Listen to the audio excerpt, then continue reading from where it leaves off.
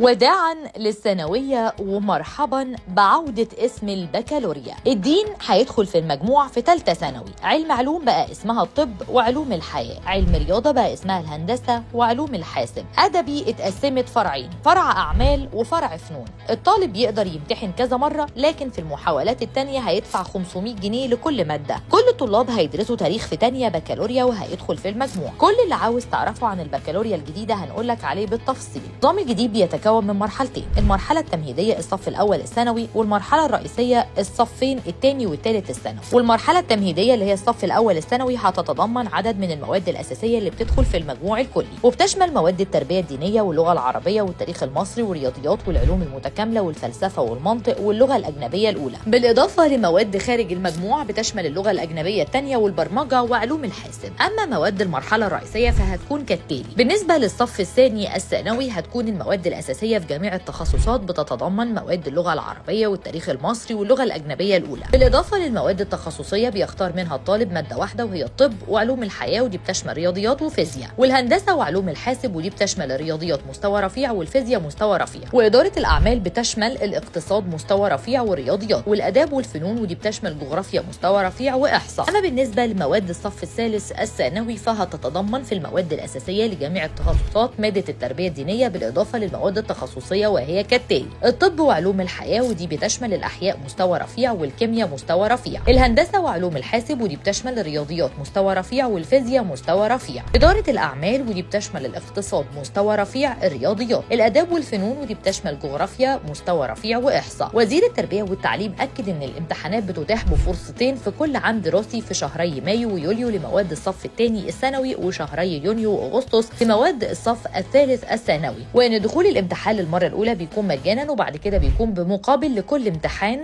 قدره 500 جنيه رسم امتحان. أما حساب المجموع فهيكون عبارة عن درجة كل مادة من مواد الثانوية السبعة من 100 درجة، وبيكون المجموع النهائي للطالب بمجموع الدرجات الحاصل عليها لكل مادة. ويجب دخول الامتحان للمرة الأولى في العام الدراسي المحدد دون تقديم أو تأخير، فيما يسمح بإعادة الامتحان بعد ذلك في أي عام دراسي. أما فيما يخص المواد الإضافية فإنه بيجوز للطالب دراسة مواد إضافية في أي مستوى في حالة رغبته في تعدد المسارات، وده بعد انتهاء المسار الأساسي، وأن يكون الحد الأقصى لعدد سنوات الدراسة للمرحلة الرئيسية 4 سنين بخلاف الصف الأول الثانوي، وخلال نقاش مطول على مدار ساعتين بين الوزراء شهد موافقة مبدئية على ما تم طرحه. ووجه رئيس مجلس الوزراء بأن تتم مناقشة آليات التنفيذ في المجموعة الوزارية للتنمية البشرية والتوافق على صيغة نهائية تطرحها الحكومة للحوار المجتمعي قبل بدء التطبيق.